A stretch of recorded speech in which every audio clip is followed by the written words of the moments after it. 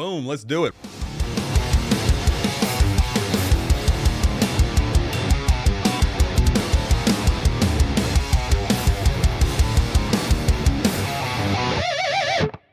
Well, let me tell you a story. I was down in Brazil, and I was with my buddy down there that I'm working with, and he's been around a long time. He's connected, and we were talking about the homeschooling world. He says, "Hey, you ever talked to Nick Ellis before?" And I was like, "No, I don't know who that is." He goes, "What? You're a homeschool dad and you don't know who Nick Ellis is?" And I said, "Yeah, and I know a lot of other homeschool dads, and none of us know." Like, what are you talking about? He says, "I'm going to hook you up with him." And what he told me was, he said, "I don't really understand fully what he's doing." He was kind of self-deprecating. He goes, "I'm not smart enough to understand what he's doing." But then he gave me a compliment. He goes, "But you, Dustin, might be smart enough to wrap your head around it." But he said, what he's doing with education is the most amazing thing I've seen in my lifetime, and it could save the world. And I'm like, all right, save the world, blah, blah, blah. But anyway, I talked to the guy, and after the phone call, I'm like, this could save Western civilization. In fact, if Western civilization is going to be saved, it's going to get saved like this. So what we're talking about is how to reclaim higher education for the good of our kids and the good of our communities, and to do so having the church leading the charge. And so I said, "Nick, you got to do a podcast episode with me so I can get this out to as many people as possible." He said, "Let's go." So this is Nick Ellis with Christian Halls. So that's christianhalls.org. And basically what we're talking about is how to get our kids educated in secondary, post-secondary education, things like that, in a way that it sort of rebuilds the community structure that has been lost and kind of surrendered in a lot of ways to higher education. One of the things that happened while I was talking to him was I said, I read this book years ago. It was called The Third Education Revolution by Vishal Mangalwadi. And he interrupts me. He goes, "You know Vishal?" And I said, "Well, I haven't talked to him in years, but yeah, we used to correspond." And he was like, "I know Vishal. I met Vishal in Bali, and I read his book, and whatever." So we're talking about this book. It was this one right here, and it's a big, gnarly sucker, but don't let that scare you because, the print is really big, so it goes quicker than you might expect. But the thing about the Third Education Revolution is that it makes the argument very well that if higher education is going to be rescued and put back together, it's going to have to be the church that does it. You're going to have to bring higher education back into the church as it was before, right? Christians leading the charge on this stuff. But while it lays down the arguments for it, and it'll sell you on it, right? It'll, get you all ready to have a debate. But he wasn't able to, in this volume, get down to the how. Well, what Nick did was he figured out the how. And so in this episode, he just runs us through the structure, the theory behind it, but it's not just theory. This is working in many places. There are, hundreds of locations that he's spun up doing this, and he was nice enough to give us some time and, make the offer to come up here and help us get started. So I'm wondering if this is something that would benefit the kids of this community. And so hopefully this starts a conversation among parents and things like that. And with no further ado, I give to you Nick Ellis of Christian Halls. Nick, it's not only a pleasure, it is an honor, sir. Thank you for joining us on Hungry for Wisdom. And let me get started here. There's something obviously broken with, let's talk specifically about higher education. And everybody knows it, and we can all rant about it. And nobody's running low on opinions. But as an insider here, educated from within the system, now working on it or above it or something, how would you describe what we're all mad about? What's wrong with higher education? Yeah, well, you're right. We all kind of know something's wrong, and it's kind of how do you put your fingers on it? There's some of the obvious ones. Unbelievable debt. I think what's Baylor at this year? 86,000 a year. Yeah, I just drove past there a couple days ago in Waco, and I was like, that place, man. Yeah, there's costs that are crazy. It's almost expected that you're going to have student debt the rest of your life. So there's a cost problem for sure. There's the obvious ideological problems, right? The universities have basically become ideological incubators to serve their own staff, their own faculty, with very little concern for who they're trying to serve. So we know the ideological problems. That's become blatantly obvious over the last several years. But I think that there's a bigger problem. I think that the universities are actually kind of a symptom of a cultural expectation that if you don't leave your town, you're a loser. You haven't made it. Yeah. Yeah. That you haven't made it. And so we have to send our kids away. We have to get kind of external validation for us to feel good. And it's kind of a shame if my students or if my kids get married, take over my family business, and they're in my hometown. It's kind of a shame. There's an honor shame paradigm in our culture. And what that's done is it's created this mass exodus from hometowns. It's broken kids. Not only, Barna tells us 80% of the kids will lose their faith in college, but it's actually it's worse than that. Not only will they lose their personal faith, they'll lose shared tradition, culture, context that actually holds that faith. And so, and the culture basically says, you need to go, you need to explore the world, you need to sow your oats, you need to, have somebody else speak into you and into your life and into what it means to win at life. And that, I think, is actually what we're all kind of missing is where's the stuff? Like, where's the good stuff? And especially like in the homeschool context, my mom and dad homeschooled me. We grew up in Brazil. We homeschool our kids. And for a lot of us, homeschool parents especially, and you see this in the classical school movement as well, we self-govern the formation of our kids till about 18, and then we need somebody else to approve our choice. And so we say, see, my kid got a 36 in his ACT. He got into MIT. He got into, University of Texas. I'm a good parent. Mm-hmm. I did my job. And then there's a black hole 2 years, 3 years, 5 years, 6 years beyond that, because we've forgotten how to self-govern the formation and flourishing of our people. What do you mean by black hole? I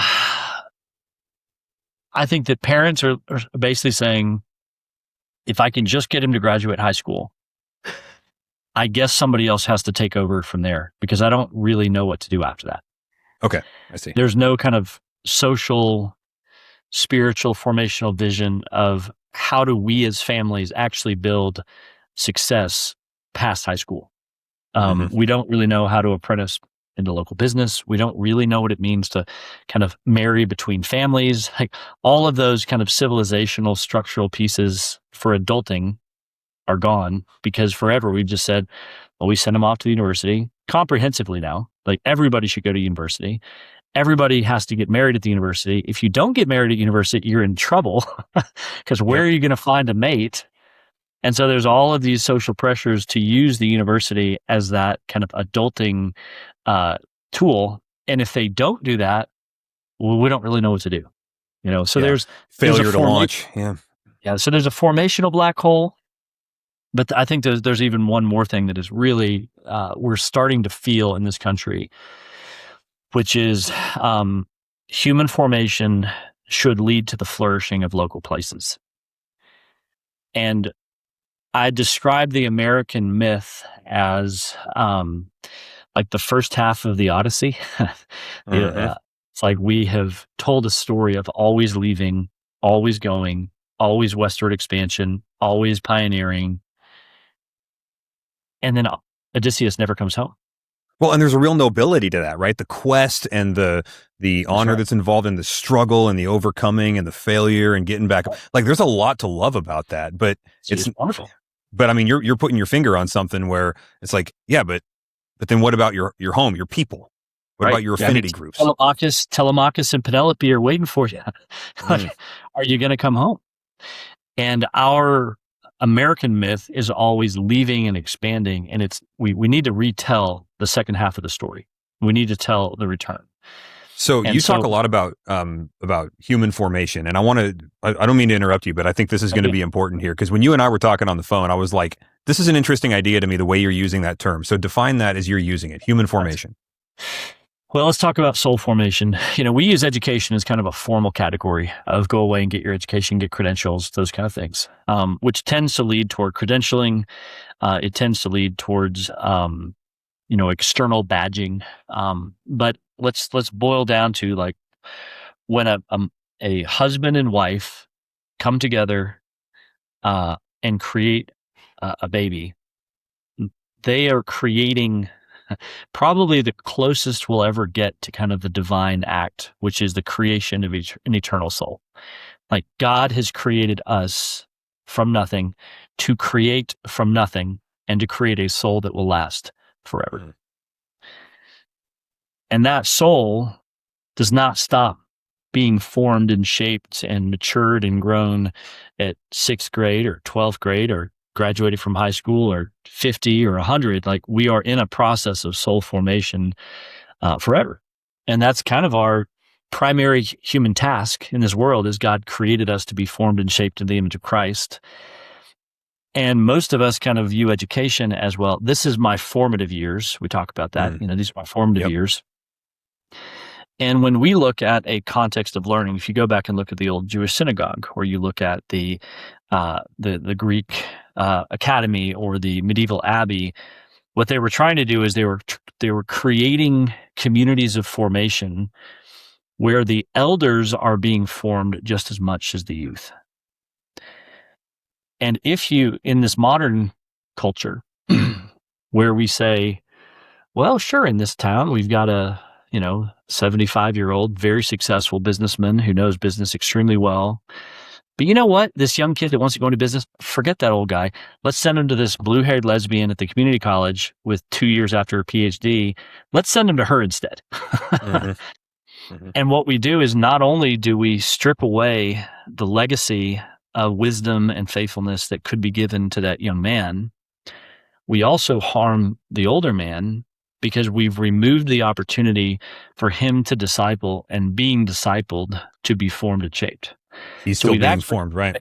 We've abandoned our older generation to obsolescence, and have left them on, some cultures, put their elders on ice floes. Right. We put our elders on, sociological ice floes and say, hey, go play golf.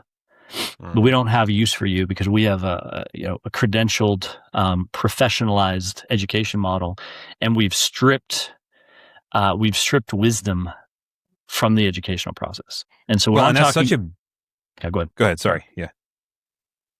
Well, I mean, it's just such an important distinction between the classroom learning and on-the-job training, let's say. And the classroom certainly has its place. I'm not one that's going to argue with that. But I remember in seminary, where we'd be kicking around these ideas, and I'm thinking, like, this is a safe place to be wrong and to try something out. Just throw something against the wall and see if it sticks. You do that in the real world, you're going to hurt some people, right?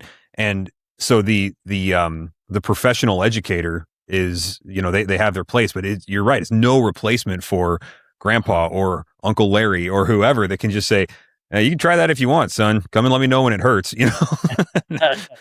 Well, and this is basically where you get into this, not to wax too philosophical. I know I'll drag it back to real life here in a second, but this is what happens when you have, the French school and Marcuse and the Frankfurt school all kind of playing in, crazy, weird, abstract ideas, which was kind of sort of okay if it was in the classroom. Mm-hmm. And then you weaponize those into real life and you destroy souls. It's like, oh, actually, you actually do real harm when you teach young people that you could be young men, that you could be a girl. You do real harm. Yeah. And so, where is the context of formation and wisdom and multi-generational transfer, where we're giving the next generation the tools and the wisdom necessary for a flourishing society, and at scale, across multiple communities, a flourishing civilization? And we've basically forgotten how to do that. And I think that the thing that we're all feeling in the higher ed space is that this system no longer is successful at creating well-formed, mature, wise individuals that can create a great society. Yeah, and while we're talking philosophy, I remember reading Emile, right, when Rousseau wrote Emile, like, hey, here's how education ought to work. And I'm thinking, this is horrifying, not just in the literature of it, but in the implications of it, right? And then it was Rita, what's her last name? Kogazin? I think Rita Kogazin. And she said, no, everybody's reading that wrong. That was Rousseau's warning. Like, hey, here's my philosophy, but be careful, because if you have a Rousseauian type of education system, it's not going to go well. And she said that was supposed to be kind of the, the clarion call, like, be careful how far you take this. And we took it literally, and then went and instituted most of it, and now we're reaping the rewards, so to speak. So we're all feeling this, and I've been feeling it for a long time. My background, I went to Brazil in '94 as a missionary kid. Grew up in the North Brazil. Where in Roraima, which is the far, far north of Brazil, north of the Amazon. You go from Manaus all the way up to Boa Vista. Closest town is Venezuela, right? Okay, got it. Venezuela, right? And so, we had the option to either send everybody away for boarding school or go to basically the non-existent local, state school. And so mom said, well, we're not going to do that, and brought in a bunch of great books, brought in a whole shipping container of great books, and basically said, your life's going to be fishing peacock bass in the Amazon and reading the great texts. And that was my childhood. And then we began to go out and plant schools and homeschool co-ops. And we basically said, what we want our family to be known for in Brazil is starting local centers of human formation that deeply contribute to the flourishing of these places. How does Christian formation and a Christian worldview directly relate to how this small town functions? And so if you're a classical Christian school reading Plato and Aristotle and, political philosophy and all that stuff, and your school is not producing the next mayor of your town, you need to ask, why is something broken in your school? Because if your vision is, we're doing all this great stuff and we're sending everybody away, we're trying to send them to the Ivies, and that's how we kind of measure success. Do you like Socrates? Like, do you like reading him? Like, why would he drink hemlock rather than leave his civitas? Like, what about reading these texts lead to the flourishing of great places? And so we began to explore that, how does Christian education, how should it lead to the flourishing of places? Started a publishing house called Classical Press Brazil, started planting all these homeschool co-ops and classical schools. And then we began to feel that thing that we're talking about, which is we thought we should only go up to 12th grade. And then all these kids hit the secular, leftist, sex and alcohol-fueled university. And we lose like 70% of them. Like, what are we doing? Like, this isn't enough. The educational product is not enough. And so from there, went off to Europe, ended up getting my doctorate, my master's at Oxford, the University of Oxford, in Jewish and Christian studies, going to teach in that environment, and found this model that is, kind of always been there, which is the local Oxbridge tutorial model, where yes, you're getting a degree from a university like Oxford or Cambridge, but all of your instruction is done in small group tutorials, meeting one-on-one, one-on-two, discussing your work, peer review, editing, conversation, writing. I don't think I ever went to a lecture. I mean, maybe in 5 years, I went to 5 lectures. It was that sounds like a dream to me, man. Dude, I did not. I was pretty good at it, but I didn't like it until I showed up in Oxford, and Marcus Bachmuel, my doctoral supervisor, is like, "Well, come by the office, bring your thesis, let's talk." And he's like, "Well, you clearly need to read these 5 books. Come back in 2 weeks and have an essay in hand. Meet, discuss, write, research." And it proved to me that you can do amazing education in small contexts through kind of mentorship and tutorials and formation. And if you go back and study the history of higher education, adult education, it's kind of the way it always was. The synagogue, rabbinic education, the Christian monasteries and abbeys, deep local centers of formation that really become the kind of beating heart of Western civilization. In fact, here, I'll share my screen. This is a town, this is England, 1590. This is 49,000 square miles. Wyoming is 96,000 square miles from a reference perspective. Half of Wyoming, right? And yeah, there's 3 universities, Oxford, Cambridge, and Durham, but these are all of the abbeys and monasteries and centers of education around England. And this local self-governing model of spiritual formation, higher learning, writing, discussion, all that other stuff, this is what created the Magna Carta. This is what Yeah. created the Anglo-Saxon self-governing impulse. You said this is about what year? This is 1490. This is right before the Reformation. Yeah. This expectation that places form their own people and are responsible for the formation of civilization really was the undergirding principle behind Alfred the Great and behind Alcuin and Charlemagne, and that developed into this world-changing vision of the church and the community coming together to form and shape their people.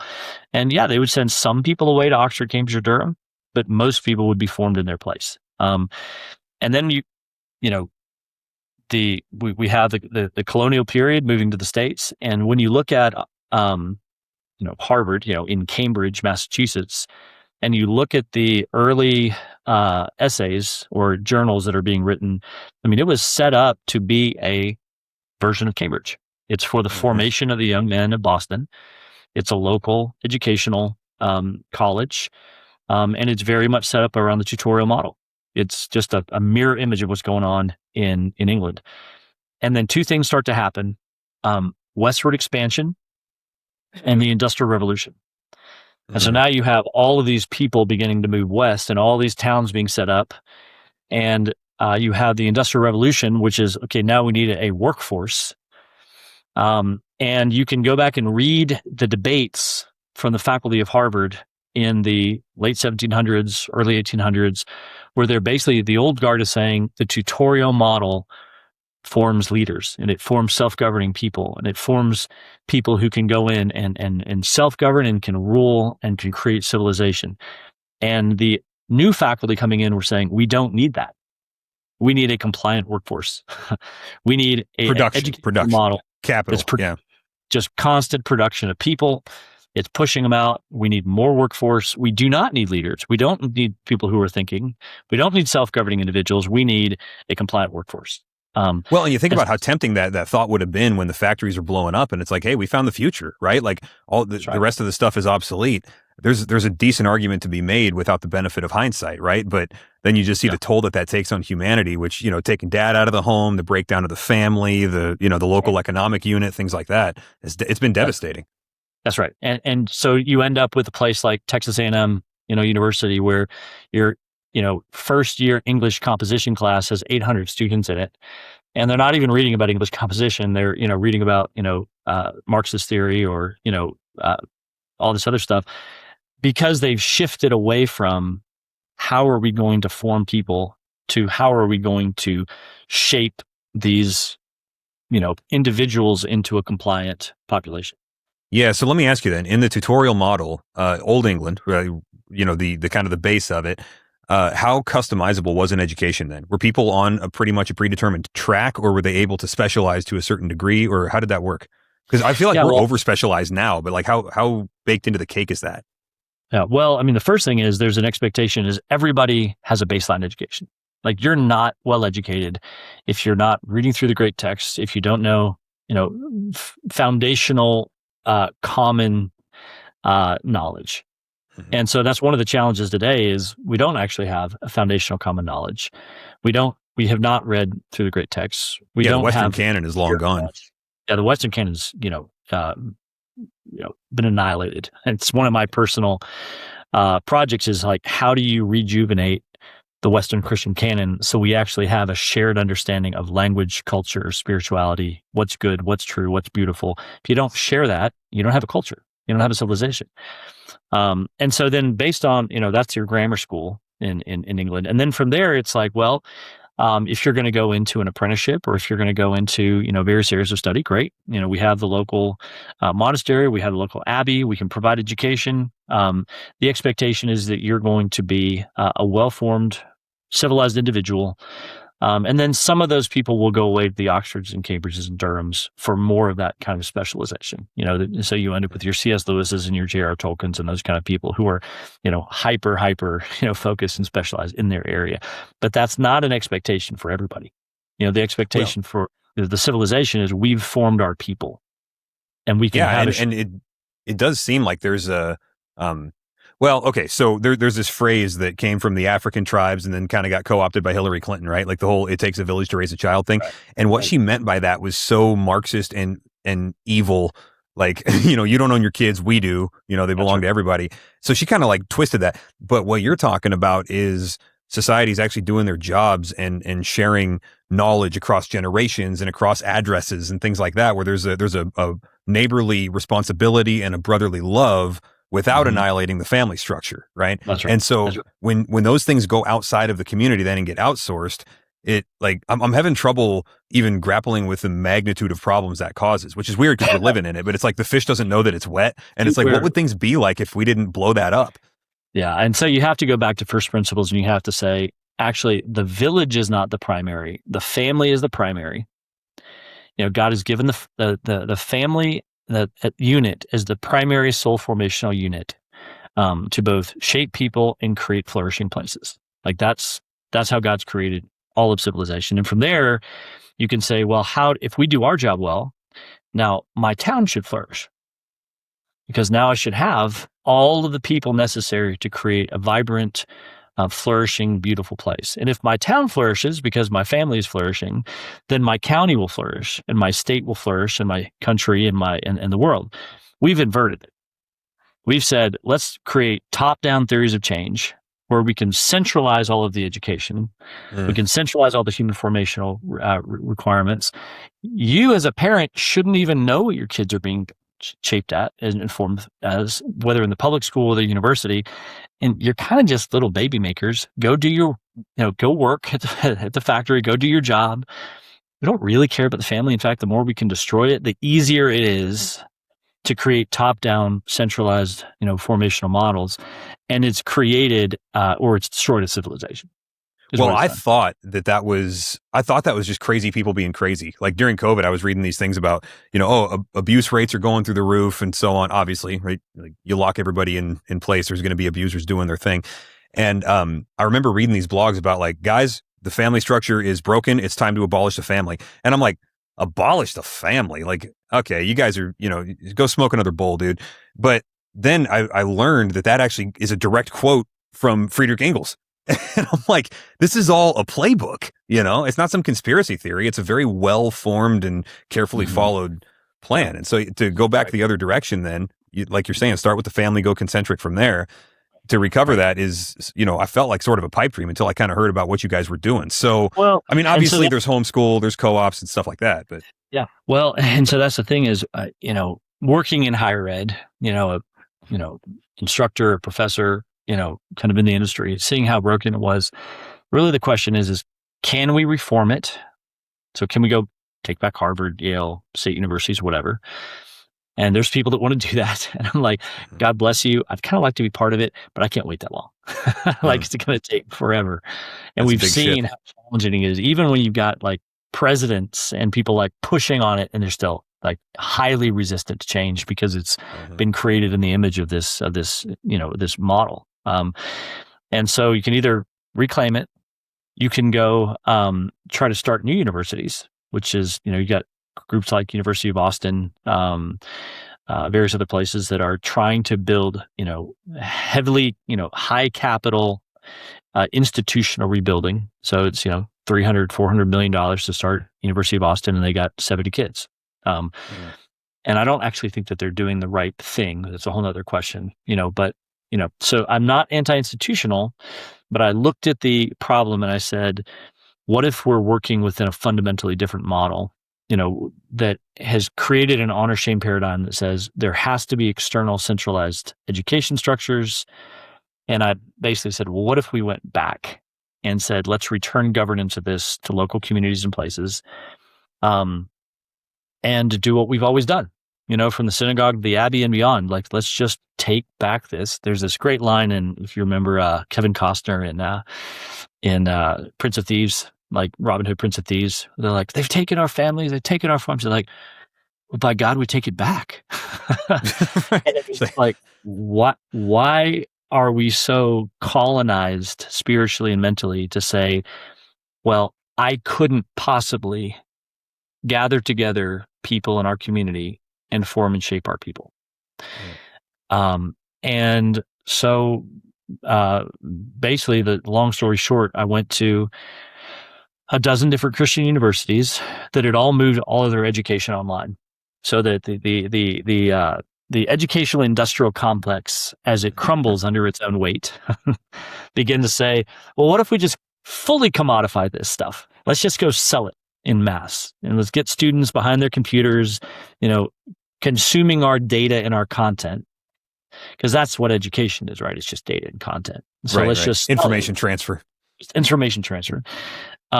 And so they created an entire structure, an entire industry, national industry of online education that provided accreditation and content and all this other stuff.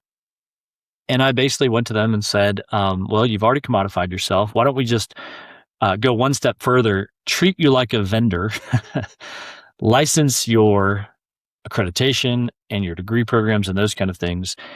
And I will go to local communities, and our teams will go in, and we will build these centers of formation. We will build mentorship. We will identify where are those high quality, well-educated, wise and trustworthy elders in towns across America.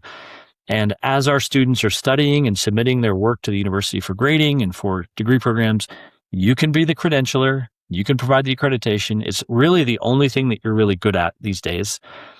We'll use that. Putting the stamp on it, yeah. As long as the students are satisfying those requirements, great. If they need a degree, we can find the degree.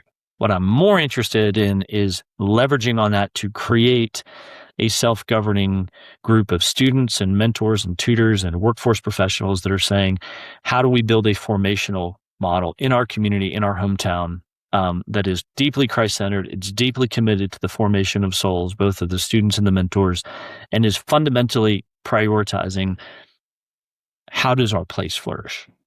How do our families and our communities flourish? So for parents who are listening, let's get into some nitty gritty of how this works, right? So my kids, for example, are 8 years old to 16 years old. I got a mess load of them in there. They're just all crammed together, right? So we're staring down the barrel of this, college thing, running start, trade school, what do you do, whatever. So let's talk about structure.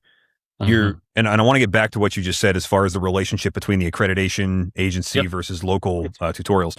But you've got let's say a 16-year-old boy young man who wants to, pursue some academia, but he wants to go with this model, stay in his hometown and do whatever. He wants to study, I don't know what he wants to study. Well, we were talking before on the phone about criminal justice, right? Okay, so I want my criminal justice degree. So what needs to happen with local infrastructure? What needs to be in place locally? And then after we talk about that structure, we'll talk about how that kid participates. Yep, it's great. So the first thing that I do when I come into a town is I basically say, where are you? Who do you have? And, tell me, this is like sociology. This is like, in many ways, this is like mission theory 101. Like, where are we? What's our culture? Who do we have? What are the needs of this community? And if you tell me church planting. Yeah, exactly. Same thing. And if you're in South Florida and we're talking about immigrant, Hispanic, Brazilian, Puerto Rican families, that are immigrants, they have their family structure still intact and grandpa and grandma are still in their home and they run family businesses. That's a fundamentally different context than like North Dallas, extremely wealthy, where if your kids are not away in Austin by the time they're 19, you kind of look down on by your bridge club, right? So there's these very different sociological realities in North America. And so you guys are out in like central Eastern Washington. Is that right? Like yep, exactly. We're kind of down on the Oregon border. Yeah. Yep. And so we've got everything from agriculture. We probably have some governmental civics needs. We have kind of your standard run of the mill, small town life. You also have, we got a lot of nuclear in my city. So you got some technology opportunities. I would immediately say, are there any classical schools in the community? Is there a strong homeschool group? Are there decent churches because you get to some towns and there's absolutely no churches. You know, you go to central Montana and beautiful, no churches, right? So who do we have? What's this place look like? And then say that I'm working with the local, a church with some homeschool families. And they're like, let's just start simple. We don't know if we want our kids to, you know, be here for the entire time, but it's doggone expensive to send our kids away for 4 years of university. We've got a local community college and we've figured out kind of how to use dual credit to knock off, you know, 10, 12, 14, you know, 50, 60 credit hours, maybe even get your associate's degree. But we've just spent 12 years protecting our kids from the junk in the public school. And now we're going right back to the public school system and saying, oh, actually, as your English comp class for your 10th grader, and this is what happened in a North Dallas Community College, here is a required watch, compare, and contrast these 3 genres of porn, and you have to do it or you fail your English comp class. You know, I wish that surprised me. Like, there was some shock value to what you just said, but it was only surface level, because that's like, yeah, that tracks. That's what they do. Like, and it's just constant. And now they're targeting it at 10th, 11th, 12th grade.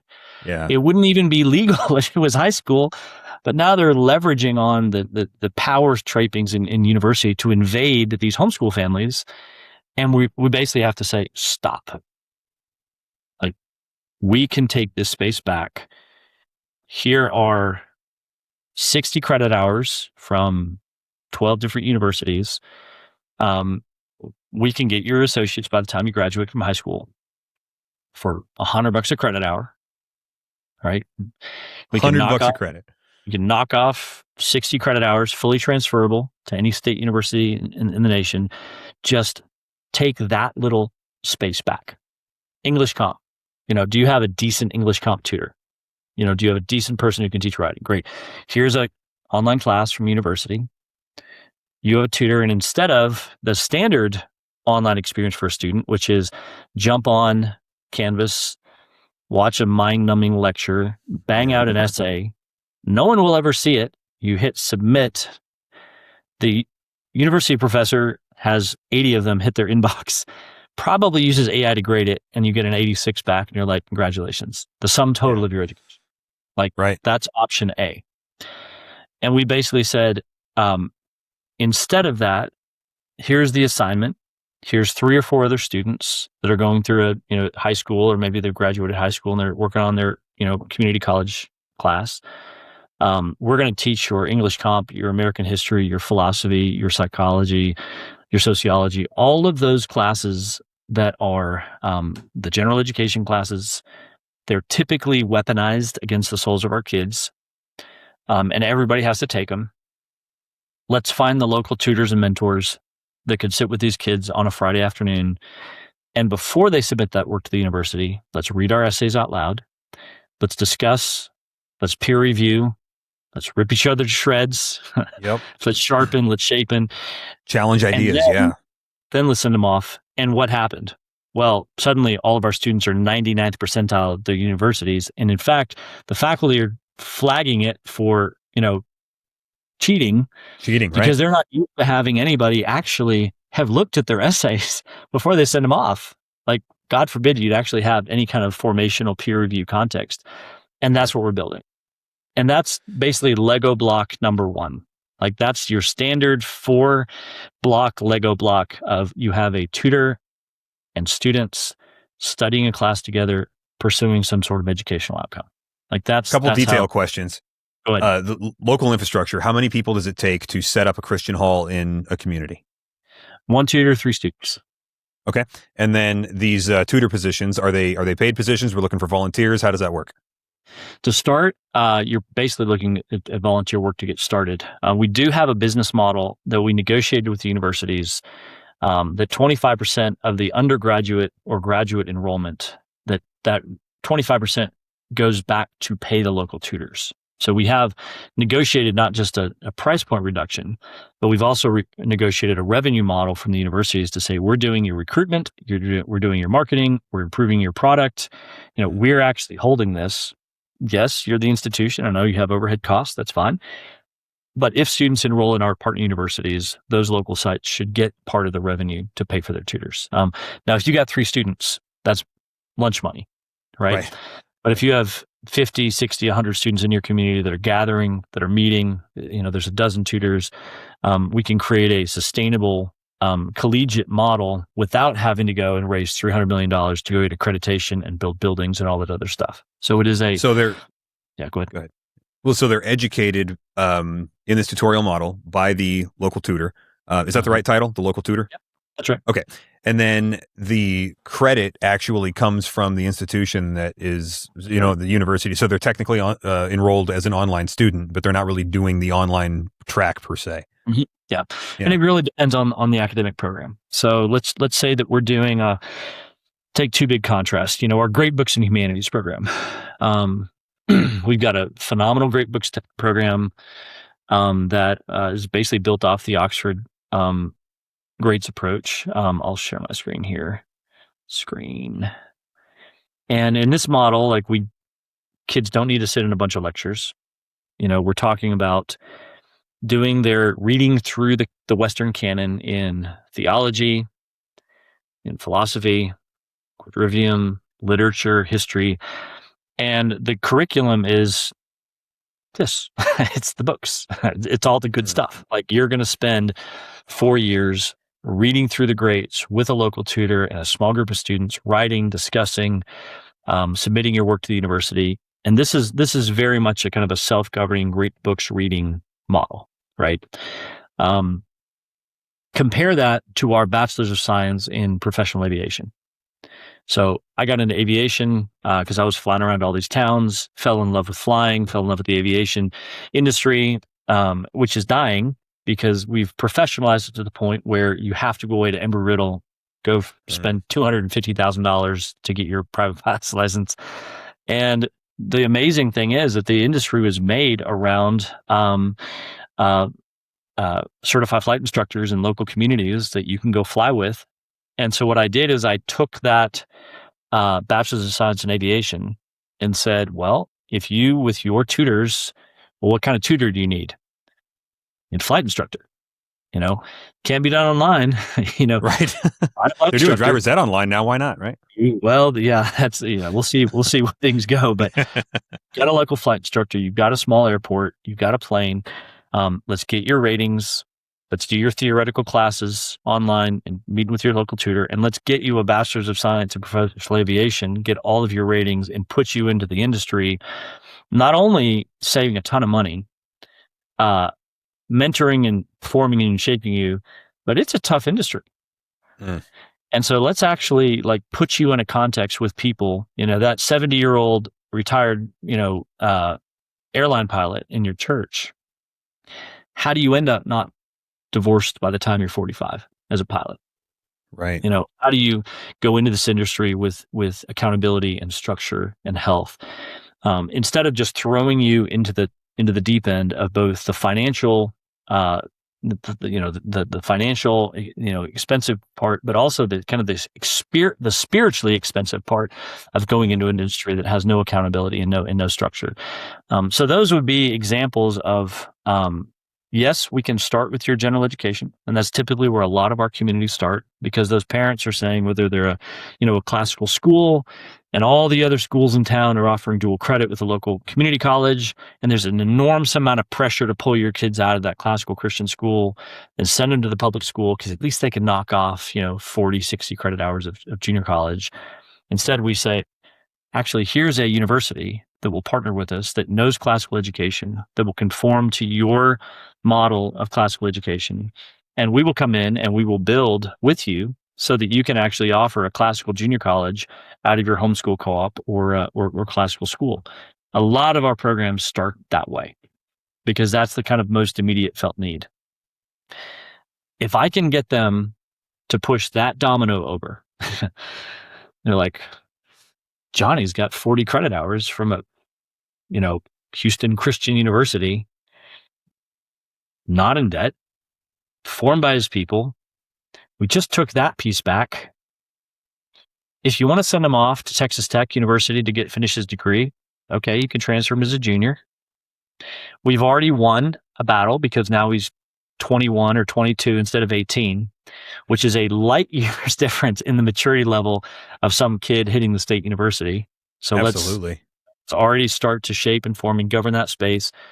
If he does transfer, that's fine. We've won that battle.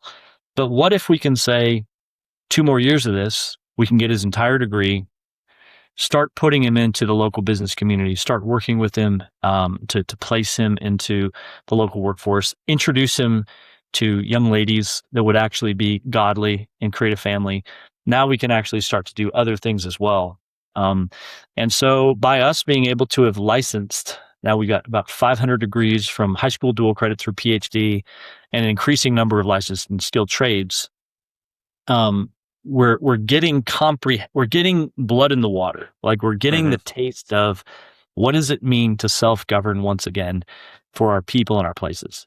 And and I was thinking that like I was thinking you guys were kind of a startup when I heard about what you were doing. Our mutual friend was talking to me like, "Oh yeah, you should hear this idea that my buddy, Nick has." And I'm looking at your website and I said, I'm saying this for everybody else's benefit. I looked at the website and I'm like, "Oh, they got like 79 locations." And so I called you up and you were like, "Oh no, those are just the ones we put on the website. We got like what is like 140 in North America, 400 in Brazil, whatever it is." Yeah. Yeah. I mean, because you're going now what, East Africa and Europe also? Yeah.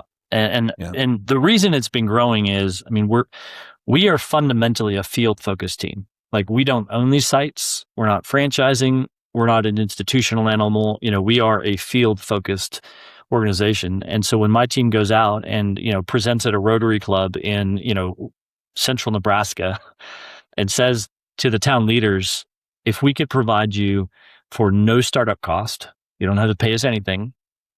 No consulting fees. This is a ministry that we operate. But if we could help you design your own local, affordable, Christ-centered alternative college in nursing, in business, in trades, in civics, and you could take back the future of the flourishing of your town. Will you help us identify those tutors? Will you help us identify the churches that we should work with? And would you be interested in sponsoring this program? And I think we're at like 79% yes at this point. Like in all of these, because people don't say no, because they know that something's broken. And they're like, come and help us. Come and help us design. Yeah. The other thing that, the other benefit that this strikes me as having is that by the time a young person graduates, they've got so many, I guess you would call them practicum hours in this, setting, that they've got their work experience. That's right. That would turn them into a real competitive threat to everybody around them as well, right? And so there's all of that. Not to mention, if you're I'm just brainstorming here. If you're in your own community while you're doing all this, you're strengthening connections the whole time. You're networking. You're in people's homes, and that's and now as a pastor. Like I'm 39, right? So I'm right at that sweet spot where it's like I'm old enough that I can look at the young people that are getting started in life and having families and being like, see, when you're older, you'll realize. And when I was your age, like I can start saying that. But then the older people, I can still say, hey, look, we need you, man. We need you to invest in us and don't withhold from us what you know and, things like that. So I can kind of, I'm sort of splitting the difference now. It's a beautiful time in life. But I'm starting to see kids that I saw come up and now they're flourishing and they're doing it in the community. And I'm just like, this is the coolest thing ever. And you don't get that in the big, like I'm from Seattle. You don't really see that a whole lot, That's right. Well, I think it really is a revitalization effort because, the small town where I grew up in Nebraska before we went to Brazil, like it's dead. Like it's gone. I mean, you got meth and you got a truck stop, right? I mean, and so if you don't have that deep commitment to human formation, if you don't basically say, we're going to take these kids, we're going to braid them into the life of our civic, religious, educational, and economic structures, towns die. And so what we're wanting to do is like when you taste it and you can see like, and everybody talks about, if we could only go back to the 1950s. Well, the 1950s don't exist anymore. So how do you go and recreate civilization? And it starts with human formation. And that's ultimately what the driving thesis behind what we're doing at CHI is. If you don't have a deep soul formational commitment to your people, then you will not create a flourishing place. And if you don't create flourishing places, then you have broken civilizations. And so we're So just taking that back to kind of the core commitments of what it means to care for and inform the people in our communities. yeah, okay. So back to the detail side then. If somebody wanted to go and get a PhD, you could theoretically use this model all the way up through PhDs as long as you've got somebody who's educated to that level that can act as a tutor. Yeah. Yep. So it's like That's right. infinitely scalable, essentially. That's right. I mean, we're basically creating little dojos for the Christian intellectual tradition, little martial arts dojos. If you guys want to come in as white belt dual credit kids, yeah, that's a lot of what we do. And you walk into the dojo and there's all these kids practicing their katas, right? And then you got some orange belts and brown belts, and they've kind of advanced. They got a bachelor's degree or master's degree. And then you've got a few of these black belt PhD, people or masters, skilled trade masters who are saying, I've committed my life to this. And what we're doing is we're saying, once you get your credentials, don't stop. In the same way that it would be absurd to go in and get like a third degree black belt and then hang up the black belt and say, well, I guess I'm done. We've created almost a lifestyle brand of you're here and you're doing this both for your benefit and the benefit of others, and start teaching at every stage. Start investing in the level below you in the next. It's 2 Timothy 2:2, right? What you've heard from me in the presence of many witnesses, entrust to faithful men who will be able to teach others also. Yeah. Okay. So then on the Christian side of things, here's what I love about this. I love that that Christianity, the church, is taking the lead on education, right? Because we're the ones that know anthropology, essentially. Like, we know what a human is, and therefore we should know how to form one, and we should be able to execute. So I love that. My question is, does that cause any limitations? Can a non-student Christian enter and participate? Are all of the tutors Christians, and necessarily so? What are the parameters on that? How does all that work? That's a great question. There are layers of governance on this, some of which I can control, some of which I can't. What I can control is we want to identify who we work with in these communities. We had, for example, we had a very large group of LDS Mormons come to us and said, and they were right. They said, we know what to do with this model better than anyone else in this nation. Would you work with us? And what's sad is they're right. Yeah. Like they know how to get organized. They know how to kind of create structures and governance and those kind of things. And I basically said, the boundaries that I'm willing to be responsible for and work within and invest in are Nicene Orthodox Christian communities. We have a statement of faith. We also have a statement of practice. Those are the communities that we work with, and every community that we build with has to be able to sign that commitment to faith. Filioque clause or no filioque clause? Either is fine. We work with the East and the West, and we think we can actually create a reapproachment. Yeah, for the three of you guys that got that, congratulations. That's right. And then at that point, once we know the governance structures and the kind of the directorate that we're working with, the charter group, then we can say, okay, now you're going to have to start making some tough choices. Is this open or is it not open? Are you going to use this as kind of a closed program just for your homeschool co-op? Or are you going to open this up to your town and say, hey, we're going to provide a Christian educational environment? That's a self-governing decision. Now, we consult on that. We help them think that through. But, the reason that we only have 78 of those sites public is because a bunch of them are like, we don't want to be public. Like, we're doing this kind of in our church or our own people. We don't really want to create a brand. We don't want to have a marketing campaign. We don't want to attract other people. We already have, 150 families, and we're just going to use this as a closed educational model. Fair. That's fine. And we have other communities that are like, no, we want to become the human formational center of gravity for, our county. And of course, we want people to come to us. But those are self-governing decisions. Certainly, so we could theoretically say, sorry to interrupt, I just want to nail this down. We could theoretically say, okay, so by our local policy, we're going to have all Christian tutors, but we will accept non-Christian students. We'll educate anybody. That's right. That's right. And we would be fine with that. The non-Christian tutors, I would get a little more nervous about that, because that is, you're giving the human formational keys over. Are there certain contexts where you have a specialist that you come and say, well, we're going to we're going to bring in an aviation pilot, and he's going to provide the aviation program, but we're going to match that up with a deep Christian mentor. Those are local decisions that have to be self-governed. But our commitment is this is deeply committed to Christ. This is visibly Christian.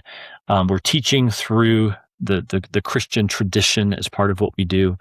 And we're deeply committed to breeding in our Christian faith into any areas. I mean, if you want to, we definitely want there to be a Christ-centered police academy for every county in North America. Because if we're not training virtuous young men to go into law enforcement, we're going to have a broken society. Well, so that's back to that sample, the sample kid that wants to go and be in law enforcement. We just need a Christian cop, and that's academically credentialed to the degree that he could be a tutor, and we're off and running. That's right. All right, young lady wants to be an ultrasound tech and work at pregnancy centers and things like that. She could get her degree in, what would that be? Right. Radiology? I don't really know what field that is, but we could handle that locally. Great example. And we got the Life Center in Midland, Texas. We were just meeting with their president last night. She said, we're already the counseling center, the ultrasound tech center, and the nursing, like the Christian nursing center of Midland. Like, we already have all of those people. When people want to come in and study counseling or ultrasound technology or those kind of things, send them to us. Like, we'd love to use them. We'd love to apprentice them in our program. We'll surround them with loving, caring people, and we'll actually get them into mission, supporting the young women of our community. Why not send them to us? And so yes, we're just trying to match up what's the need of the community, who are the human resources that God has gifted that community, because not all communities are the same. Like, God's not like an egalitarian God. He doesn't give all communities all the same people. And there are communities where, there's a bunch of Mennonite, ranchers and tradesmen. And then there's other communities where it's a bunch of high tech, technologists and whatever. And we say, okay, what is unique about this place? And how can we build and design around what God's gifted this place? It's why I tend to start with a junior college program, because pretty much anywhere I go, I can start English Comp, World Civ, Psych, Philosophy, American History, those kind of programs. I can almost guarantee you that there are people in your community that can offer the tutorials and mentorship around those areas. And then from there, we start to specialize into, what does this place want to offer? So is this a limitation that you butt up against? Like, if I want to get my PhD in philology and there's just nobody, there's no Christian credentialed philologist locally, then I would still need to go out of the community for that, or how does that work? And that's where we would start to say, all right, how can we serve you best? We do have a partnership, great faculty members at Oxford that we could introduce you to. Here are other halls that we can start to connect you to. We would love for you to be teaching philology in your community. So we don't want to detach you from your community, but we would say, well, maybe we need to find a mentor or a faculty tutor, either in one of our halls or in one of our universities. Because as you start to grow and mature, it's a little different than when you're a 16, 17, 19-year-old kid. More and more self-governance need to come in. And we would say, well, what's the best option for you to go get a PhD in philology?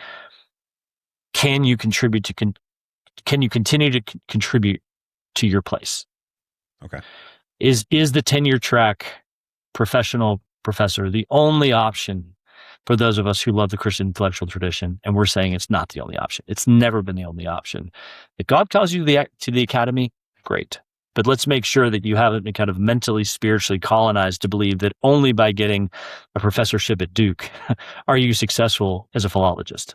That's never been the case. There is this weird kind of thing that, like, it seems to be an irrefutable law of the universe that whoever the specialized, whoever the tenure track professors are, that's gonna wind up being the culture in a lot of ways. It's like, you look at it from, like, theological liberalism comes out of Germany in the late 1800s. Next thing you know, 100 years later, we're, the United Methodists are blowing up doing what they're doing. And so it's just like, whatever happens in those halls of intellectual power that nobody really has access to, it does trickle down here. And so to send some people back to that is going to be vitally important. Yeah, that's right. That's right.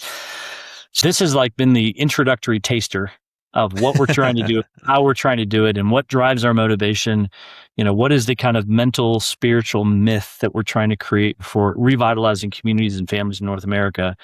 We can absolutely drill into what are the nuts and bolts? Like, how do you get started? How do you get a couple tutors together? How do you identify some core classes and just get started?